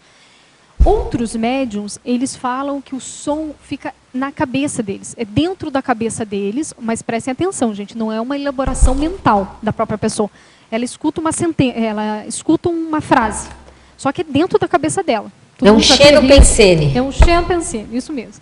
E não é dela, ela sabe que não é dela. Aquilo veio do nada, está lá comprando banana e de repente veio lá, dobra à direita, que você vai ver uma flor, faz de conta, né? Então, e ela vai e acontece, né? Isso é um caso. Então, eles falam que é a clareaudiência. A telepatia é quando a pessoa consegue adentrar no micro-universo da outra pessoa e ela consegue decodificar o que ela está pensando, sentindo. Então, é uma leitura à distância da pessoa. Tá? Então, tem experimentos que eles fizeram na parapsicologia, em que distanciavam a quilômetros, tinha até experimentos até mais ousados, né? Tem as cartas. Em que um escrevia e o outro lá tentava, pensava em alguma coisa e o médium, o sensitivo, tinha que descobrir o que era. O baralho. Baralho e assim por diante. Então, isso eles falam que é uma telepatia, que é essa leitura energética daquela pessoa, do que ela está fazendo, de uma maneira, assim, com uma concretude muito grande. Não sei se ficou claro também. É uma linha tênue aí, né? É uma divisão. Os fenômenos em si, eles são... Como você falou, né? Eles estão aí mesclados. Quais são os chakras responsáveis pela clareaudiência, se é que existe algum em especial? O que eu já vi de literatura é que eles relacionam o coronochakra, que é o mesmo da própria clarividência, que não é só frontochakra, é o corono, né? E o próprio coronochakra, ele tem uma ativação maior dos chakras encefálicos como um todo, que seria o fronto e o chakra nucal, também pega aí laringo chakra, e acaba acionando os órgãos de sentidos somáticos da pessoa, só que exacerba dois principais órgãos de sensibilidade que nós temos, que é a visão e a audição. Então, dependendo aí de como a pessoa trabalha com esses aspectos, ela tem simultaneamente esses dois, audiência, clareaudiência e clarividência. Mas a explicação maior é essa descoincidência proporcionada pela para-cabeça e que isso faz uma desenvoltura maior dela perceber aquela conexão. É uma conexão para-cérebro. Explicação, gente, é muito difícil. Eu já vi livros dos espíritas, entre outras linhas, né? Então é muito difícil. O que o sensitivo sente, aí eu posso te falar. Ele percebe realmente um nível de descoincidência da para-cabeça. E isso é consenso. Agora, realmente, a gente vai entender melhor esses fenômenos quando nós entendemos melhor o paracérebro. Isso. Porque eu acho que aí uma série de perguntas que nós ainda temos, né? Elas vão por água abaixo porque o paracérebro explica. Porque você estudando os órgãos de sentido apenas, isso não tem como você fazer esse vínculo muito grande. Porque a audição está vinculada com ossinhos pequenos, são os menores ossos que nós temos na audição, né? Tróclea, cóclea, né? E por diante. Então, só o funcionamento deles não explica o fenômeno, o parafenômeno, né? Então, por isso da questão do paracérebro, né? O paracérebro acho que vai explicar muita coisa. Favor esclarecer, como uma consim com um nível razoável de parapsiquismo deve calibrar o impacto que ela causa? Pode repetir? Como uma consim com um nível de parapsiquismo considerável deve calibrar o impacto que ela causa. Ou seja, a pessoa ela tem um parapsiquismo, que atitudes ela tem que medir para, vamos dizer, saber impactar de uma maneira cosmoética, se é que é isso que ele está perguntando. Olha, eu entendi assim que a sensação que me deu da pergunta é a questão até da força presencial, é o impacto que ela tem para outras pessoas, né? Eu vejo assim, a pessoa que ela trabalha com as energias, ela vai ficar um pouco mais evidenciada pelo próprio aspecto das próprias energias, né? Agora, o que vai modular isso é a questão da pensenidade e intenção dela. Então, quanto mais homeostática pensamentos e intenções, melhores vão ser as energias e ela faz uma aglutinação de pessoas mais saudáveis. Então, ela não cria impacto nesse aspecto negativo. É um impacto positivo, de aglutinação, de conforto, de acolhimento, né? Então, se for isso, né? Eu acho que é por aí a pergunta. Agora, porém, se a pessoa ela tem ainda uma vaidade, se ela tem, sabe, se ela utiliza essa capacidade energética para um ganho secundário, para satisfazer, para ter prestígio, aí muda a figura, né? Então, ela vai ter uma atração, sim, só que está mais para sedução negativa, nosográfica, do que para uma aglutinação, né? Então, eu vejo que esse balanço é dentro da pessoa. Essa balança de equilíbrio está dentro da pessoa. Então, se a tua intenção tem uma intenção correta, né? Se os seus pensamentos são os melhores, se você trabalha com isso dentro de você e sempre está se questionando, vai ficar muito mais fácil você verificar você não tem mais essa dúvida, na verdade, né? Você não se preocupa mais o que você vai causar nos outros. É o contrário. Você vai entrar com outra pergunta: o que eu posso ajudar? Né? E esse ajudar não é falando, é mostrando, olha as energias. Né? Não, é sozinho, em silêncio. Então, quanto mais o parapsíquico desenvolve, mais quieto ele fica. Né? Tem uma questão assim, que é diferente. Né? Porque ele começa a trabalhar tudo dentro desse mecanismo, dentro dele mesmo, essa elaboração. E quanto mais ele aprofunda nessa psique, mais ele vai tendo sinaléticas e sinais de como se comportar ou como fazer, se é que tem que fazer. Se não é, você trabalha energia e foi. Nem tudo você vai fazer. Não é porque você é parapsíquico que você vai salvar o mundo, ou vai desassediar todos. Pelo contrário, você sabe os limites, né? Isso é muito importante. Você tem que saber os limites de onde você deve atuar. A gente podia até escutar um pouco o Everaldo com o CPC. Eu acho que o CPC é o que a Lilian está querendo trazer. Fala um pouquinho do CPC. Até eu ia fazer uma pergunta para ela, justamente correlacionando as duas coisas, né? Que é a questão do CPC e a clareaudiência, né? A questão do CPC, ele entra justamente nesse quesito qualificação da intenção.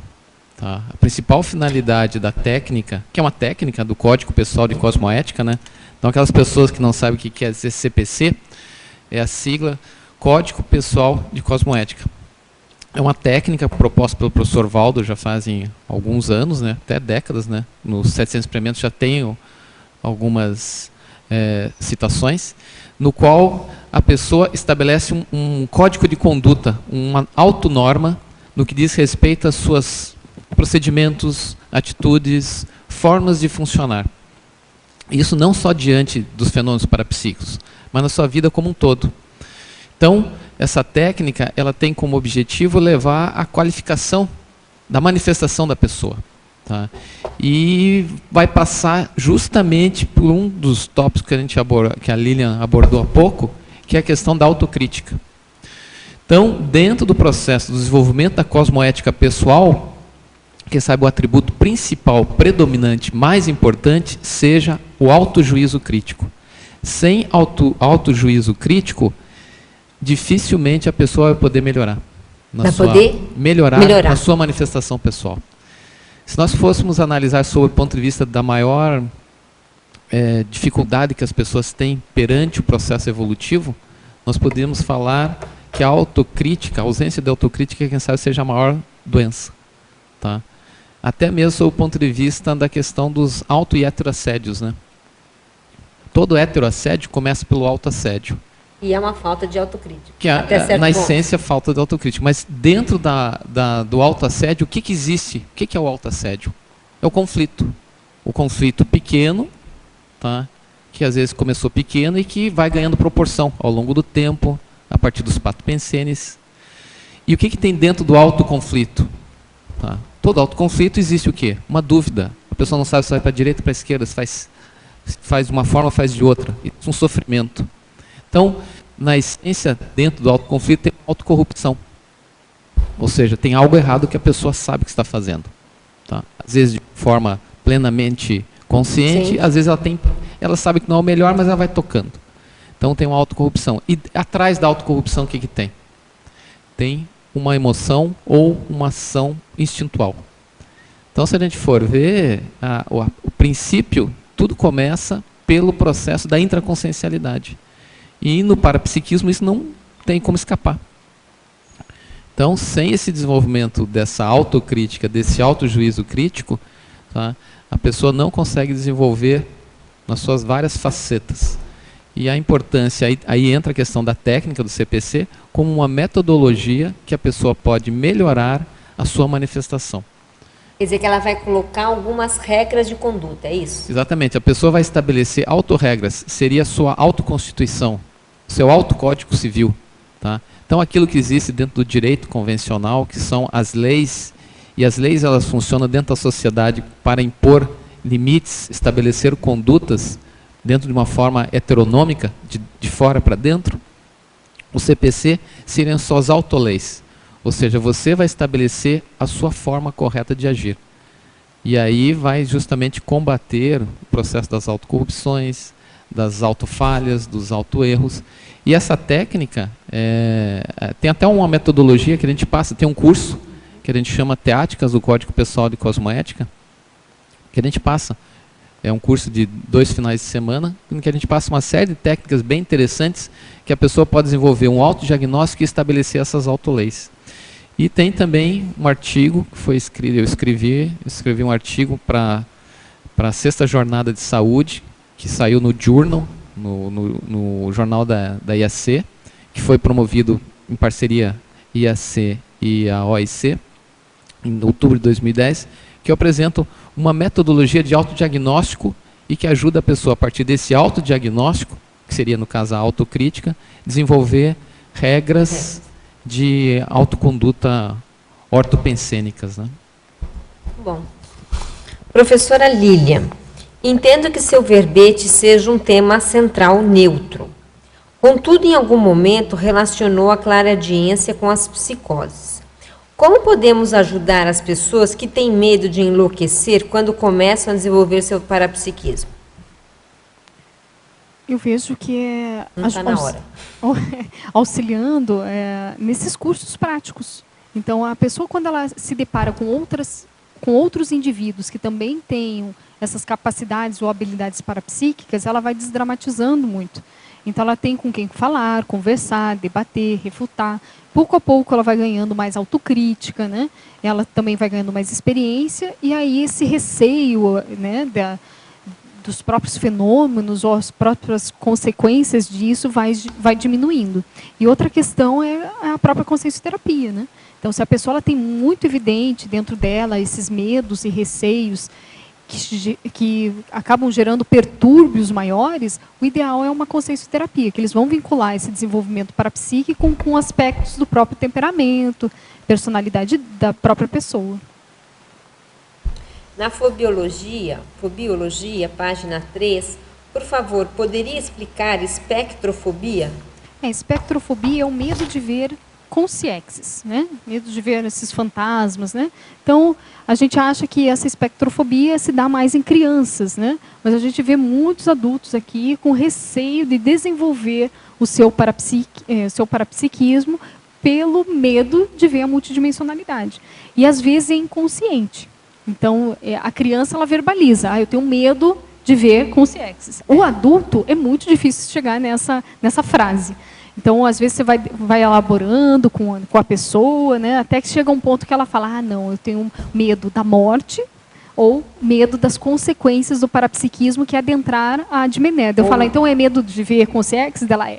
Ou medo de si mesmo. Ou medo, claro, que cai em tudo é o reflexo de si. Se você né? rodar, você vai chegar lá. Mas isso é bem interessante. Então, eu já peguei alguns casos, assim, acompanhando, de pessoas com, assim, que a própria pessoa deu o diagnóstico de casca grossa, né? Então, a pessoa trabalhou um monte para tentar sair dessa condição e, conjuntamente com vários professores da parapercepciologia, a pessoa chegou na conclusão que ela tinha crenças errôneas sobre ela mesma e ela começou a formar essa barreira, essa casca, né, que ela não conseguia ter essa sensibilidade energética, né? Então, era um mecanismo de defesa que ficou tão grande que acabou ela se defendendo de tudo e de todos, intrafísica e também extrafisicamente. Então, ela cortou qualquer ligação que tivesse. Só para entender, a crença dela é que ela era incapaz, é isso? Não, até certo ponto? Até um certo ponto tinha isso. Então, ela criou uma crença errada dentro dos uma convicção energias, patológica. Que ela era uma condição lá e, enfim, ela acreditou tanto que ela acabou fazendo, né, gerando esse mecanismo, né?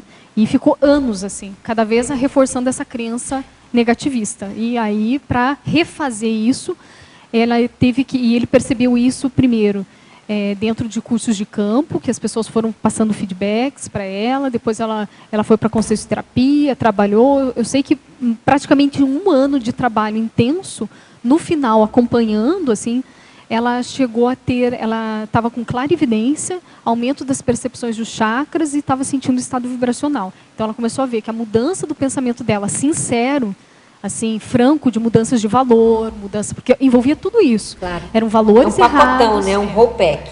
Então, quando ele começou a modificar isso, essas bases, né, que entra dentro da cosmoética, ele começou a ficar mais aberto, mais receptível com as energias e com o parapsiquismo. Isso mostra aquela frase, né, que nós somos o que nós pensionizamos. E que a serenologia é uma questão de autopensionização, que também é por aí. Você tinha uma pergunta? Eu tenho lá na fatologia, na página 1, na linha 10, queria que você explanasse ali quando fala do Gabriel Delany e do Charles Richer. Você explanou anteriormente sobre os outros 2 pesquisadores. O Gabriel Delany, ele escreveu vários livros, dentre eles o Espiritismo perante a Ciência, Evolução Anímica, né, pesquisa sobre mediunidade. Ele, em 1883, ele fundou a revista O Espiritismo, com auxílio financeiro da inglesa Elizabeth Desperance. E ele também realizou várias pesquisas com médiuns. Então, o objetivo sempre foi o mesmo desses grupos, tá? Então, eram chamar médiuns, principalmente inglesas e francesas, que na época não estavam mais em evidência, e fazer pesquisas com métodos científicos, né? E devido a esses fatos vivenciados, eles acabavam compilando as experiências e fazendo vários livros e classificando fenômenos e assim por diante. Então, o Gabriel Delany também fez esse trabalho. O Charles Richer, ele fundou a questão da metapsíquica, trabalhou muito, ele era um médico, fisiologista, né? Trabalhou muito a questão principalmente da ectoplasmia, né? Investigou inúmeras médiums. É interessante do Richer que ele trabalhava alguns aspectos que agora a gente decodificando, né, que era intraconsciencial da médium.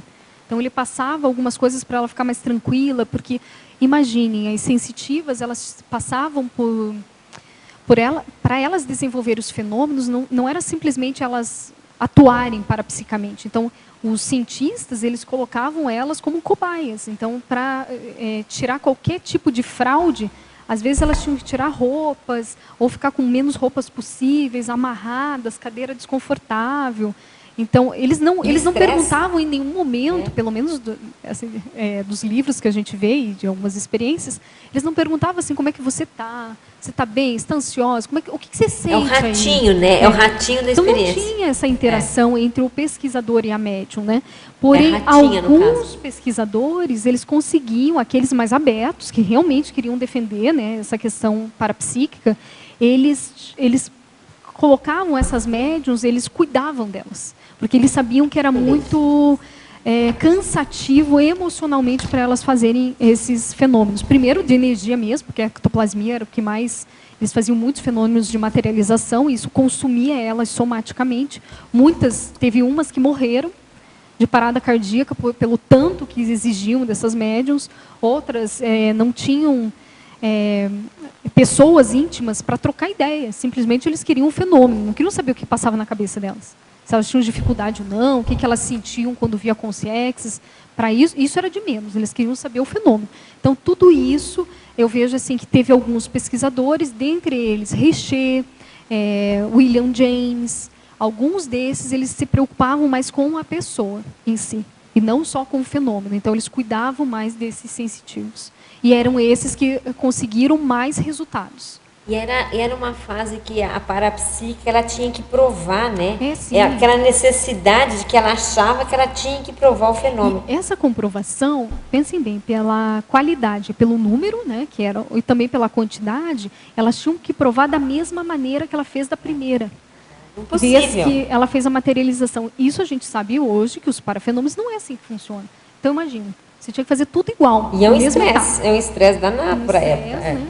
Contra o paradigma da época, o zeitgeist da época, é um estresse danado. Então, nesse sentido. Lilian, você pode comentar um pouquinho sobre a mitologia na página 3?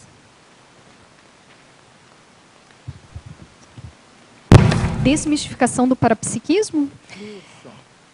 Eu vejo assim, que primeiro a gente tem que observar que o parapsiquismo ele é inerente a todos os seres humanos, né? Então, a gente tem que desmistificar essa condição dos próprios parafenômenos, trazendo mais para nós, né?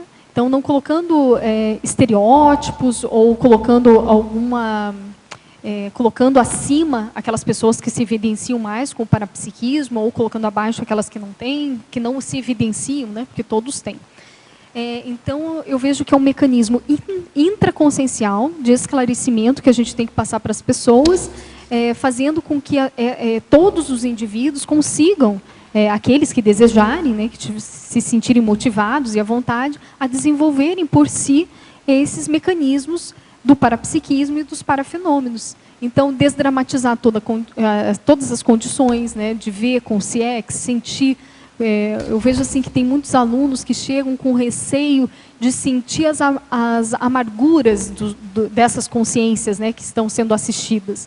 Então, esclarecer a pessoa do como fazer assistência com o parapsiquismo, né? Então, isso eu vejo que é muito importante. O que eu posso dar exemplo nesse caso é que o parapsíquico, quando ele adentra um outro universo, sendo ele com sim ou com CIEX, ele acaba sentindo tanto a felicidade quanto as dores daquela consciência. Agora, por isso que é importante ela ter bases bem consolidadas da sua psique, que é os seus pensamentos, as suas emoções, o mais equilibrado possível. E ela está ciente que essa conexão dura segundos. Então, é segundos que ela vai passar uma tranquilidade íntima para aquele assistido. Em compensação, nesse segundo, vai ter uma contrapartida. Ela vai sentir por um segundo o desconforto do outro. E às vezes o sensitivo é tão imaturo que em 1 segundo ele não aguenta, ele já desiste. E aquela consciência assistida, ela está séculos, milênios sentindo aquilo. Então, olha só, a gente tem que sair do ego, né? Então, o parapsiquismo é uma ferramenta evolutiva que nos permite sair de nós mesmos. Então, quem sabe é melhor. Quem sabe é melhor. A gente sai no tapa, mesmo não querendo, um dia a gente vai ter, entendeu? E nesse tapa, você não tem jeito, você vai ter que olhar além do seu umbigo e olhar para fora e uma vez olhando, doendo ou não, a gente vai ter que fazer técnicas para utilizar essa ferramenta da melhor maneira possível. Então, eu acho extremamente evolutiva essa condição. Obrigada. Reformulando a pergunta anterior do teletertuliano, que ele fazia assim, como uma consciência com nível de parapsiquismo considerável deve calibrar o impacto que ela causa? Então, ele mandou a reformulação. A pergunta foi no sentido de impacto no contexto da impactoterapia. Então, a pergunta seria, como uma consciência que tem parapsiquismo desenvolvido deve calibrar a impactoterapia? Que causa? Eu vejo bem delicado, porque impactoterapia já é uma terapia mais assim, radical, mais cirúrgica, né? Aqueles momentos que não tem outro jeito, né? Você tem que fazer aquilo naquele momento, senão não vai mais ter aquele assistido naquela mesma situação. Né? Aí eu vejo assim, vai muito da lucidez da pessoa, discernimento, crítica. Então, é todo esse mecanismo para a pessoa, sinalética energética, né? Decodificação da informação, se é isso mesmo, se teve banho de energia. Nessa hora, você tem que usar todas as ferramentas que você conhece para ver se é melhor você fazer essa TAC, essa impactoterapia ou não. Então, olha só, tudo, gente, é um desenvolvimento seu, intraconsciencial. Não tem receita de bolo. Se eu falar que não é melhor nada. Tem que ver qual situação, qual caso, qual ambiente, qual pessoa. A pessoa está preparada para isso? Porque não é só a preparação do sensitivo, é a preparação da pessoa que vai receber. Senão você afunda a pessoa, né? Agora, eu então, acho isso que é muito sério. O parapsiquista desenvolvido é mais fácil do que o em desenvolvimento. Porque o que está desenvolvido vai perceber se há amparador. Sim, claro. Agora, aquele que está em desenvolvimento e que vai fazer impactoterapia, ele é mais complicado. É mais complicado. Porque ele pode não ter essas noções ainda. Não vai ter, né? Não é aquilo que a gente falou, né? Que a gente falou que ele não conhece todas as ferramentas. Todas as né? ferramentas que você Nesses casos, eu vejo assim, duvidou, é melhor abster-se. Na dúvida, né? Vamos desacelerar, né? Na antagonismologia, na segunda linha, você pode explanar o antagonismo, fenômenos intrapsíquicos, fenômenos parapsíquicos. Os intrapsíquicos é que envolvem a nossa personalidade, são fenômenos da própria psicologia, digamos assim, né? Que são até um certo ponto fisiológicos, tá? Orgânicos. E os parapsíquicos é que vão além disso. Só para a gente saber essa diferença, tá? Então, existem aqueles fenômenos psicológicos, que nem o caso, eu vou pegar uma psicopatologia, né? Alucinação é um efeito fisiológico. Então, ele não é parapsíquico, né? E assim por diante. Okay. De que maneira diferenciar uma ideia nossa de uma clareaudiência? Seria pelo nível de descoincidência promovido no momento? Olha, a descoincidência é um dos fatores, mas às vezes a pessoa nem nota que descoincidiu. Então ela já nem sabe mais se é dela ou é do outro. Então por isso que é importante aumentar essa acuidade sua, independente de fenômeno, mas assim, como que eu estou me manifestando, como é que a Lilian está sentada, essa autopercepção, né? Para a pessoa começar a investigar a questão dos parafenômenos. A diferença da clareaudiência pelos próprios pensamentos, isso cada sensitivo ele tem a certeza íntima disso. Isso é difícil falar. Eu comentei aqui alguns trechos de sensitivos que comentam como que era essa autopercepção, né? Então, uns falam da descoincidência, que eu vejo que permeia muitos relatos, né? Porém, essa descoincidência varia o infinito. Tem desde 1 a 10 a descoincidência. E, às vezes, aquela descoincidência mais leve não é perceptível pela própria pessoa. Então, tem que ficar... eu vejo assim que essa autocrítica tem que ser... sempre tem que estar na sua manifestação, né? Outra questão, é muito nítido e diferente o pensamento da própria pessoa com aquele xenopensiene que vem. Isso que era importante falar. Para saber essa diferenciação, a pessoa ela tem que saber como que ela pensa. É a primeira coisa. Por isso que eu estou colocando muito aqui a autopesquisa. Porque se a pessoa não sabe qual que é o padrão de pensamento dela, quais são os erros de pensamento que ela mais tem, que são mais comuns, ela tem que saber isso. Porque quando vir uma ideia dessa, um xenopensene, ela fala, isso não me pertence. Da onde que veio? Quem é a criatura que falou isso, né? Inclusive isso o tipo de vocabulário, né, Lília? O Sim. vocabulário e a ideia em si. Fala um pouco disso, por exemplo, na docência. A gente vê na nossa docência quando a ideia é nossa e quando a gente aprende à medida que a gente está falando, porque a ideia veio de fora. Isso é bem interessante. Principalmente as itinerâncias mesmo, né? Quando o professor vai fora, vai para uma cidade que não conhece, vai sozinho, né? Enfim.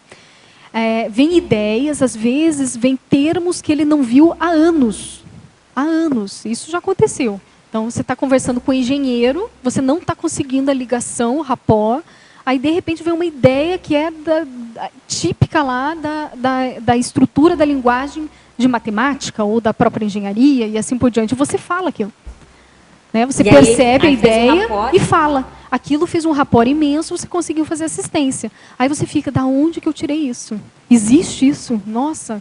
Aí você fica, como é que aconteceu? Então, esses xenopensentes, no caso os mais positivos, é que criam essa afinidade, esse rapport. Que a pessoa tem que ficar mais atenta com isso. Tem casos que você está falando com vários alunos e, de repente, vem assim, muda de assunto, fala bloco X. Aí você, não vou mudar. Muda, aí dá toda a liga de assistência que você devia fazer. E às vezes os alunos ficam, mas da onde? É mesmo? Ah? Dá uma mudança de bloco em todo mundo. E aquilo era essencial para fazer uma assistência, às vezes para um deles, ou alguma coisa assim.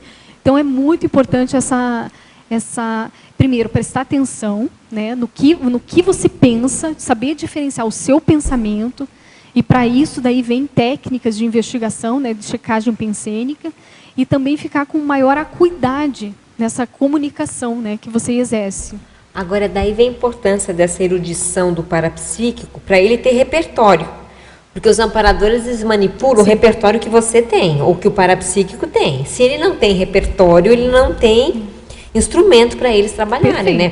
Aí vem o problema da lexicologia. Isso. Então, o parapsíquico, o ideal é desenvolver todos os atributos, facetas do mental soma. Quanto mais conhecimento, erudição, né, polimatia você tem, melhor você vai conseguir decodificar e transmitir aquelas mensagens advindas da multidimensionalidade. Isso é básico.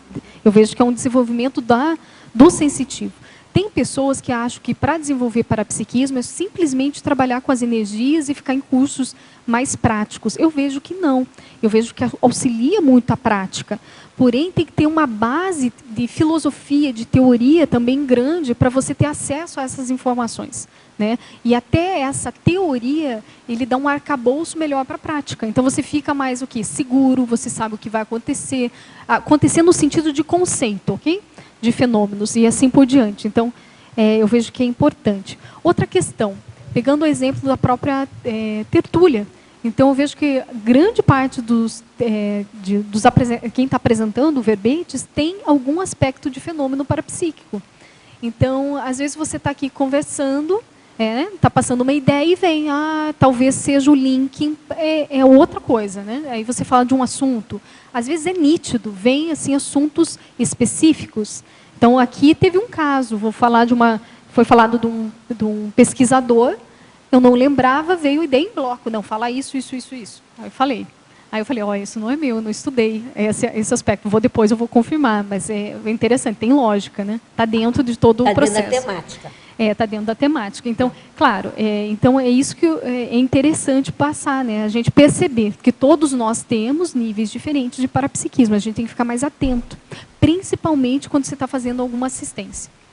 A gente percebe bastante essa questão até do que você está falando, desse arcabouço de informações de um professor, por exemplo, leu inteiro projeciologia da pessoa que não leu. A pessoa que leu inteiro, provavelmente tem muito mais segurança do que está falando, muito mais segurança frente ao parapsiquismo. Né? São assuntos que, querendo ou não, são os que mais apresentam incógnitas, né? E aí, quando há essa questão, digamos assim... Outro aspecto que eu gostaria é bastante resolvido, a pessoa tem mais firmeza no falar, porque é muito rico, né, essa leitura. E é resumo de muitas e muitas e muitas obras, né? Além da experiência prática de uma pessoa bem parapsíquica, que é o próprio Valdo Vieira. Agora, tem uma questão, se a gente for ver, existem parapsíquicos que são, assim, analfabetos, né? Com um grau, um nível de sensibilidade muito enorme. grande. Então, o Eusapia Paladino era um, e tem outros, né? Arigó, entre outros. Mas o que eu vejo? A chance deles não terem autocrítica perante uma informação é muito grande. Então, e tem alguns relatos, né, de alguns tipos de médiuns que tinham essa inabilidade, né, mental somática em algumas áreas, da dificuldade deles. Então, simplesmente, eles ficavam muito desconhecidos, saíam do corpo, a consciência vinha, tomava conta e fazia alguma coisa. Então, a parte deles de cognição não era ativa, era muito mais passivo por parte do sensitivo. E eu vejo assim que nós estamos agora num momento em que há a possibilidade de trabalharmos mais ombro a ombro com o amparador, né? Fazer assistência mais ativamente. E qualificado, porque é essa erudição que vai dar essa qualificação. E né? só assim que a gente vai aprender a ser um amparador lá no extrafísico. Claro. Né? Então, esse que é essa questão.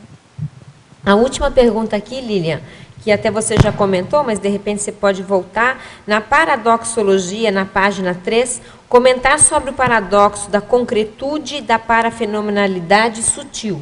Então, os parafenômenos, eles são sutis. Então, todos nós temos uma percepção deles, né, do nível de densidade ou não. Porém, eles são sutis pela base deles ser a energia. Porém, ao mesmo tempo, eles geram um paradoxo. Para quem vivenciou esse fenômeno, ele é concreto, ele é real, ele é um fato.